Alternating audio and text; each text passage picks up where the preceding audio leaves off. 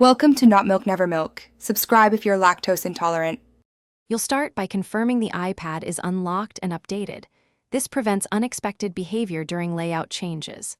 Once ready, long press an empty area of the home screen or any app icon until icons jiggle. This is edit mode. Make sure no folder is open and the search bar is dismissed because those block screen edits.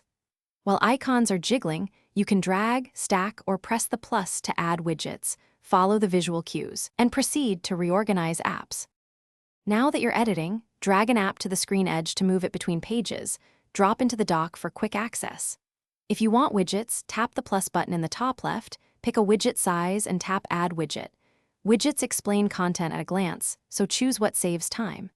To declutter, drag apps into the app library or remove them from home screen using Remove. Make sure to group related apps into folders for cleaner navigation before finalizing. When your layout looks right, tap Done or press the Home button to exit edit mode and lock the arrangement. If icons won't stop jiggling or changes don't save, restart the iPad first. Many glitches clear with a reboot. If problems persist, go to Settings General Transfer or Reset iPad Reset and choose Reset Home Screen Layout to restore defaults, then recustomize. This resets positions but keeps apps. Only use it if manual fixes fail.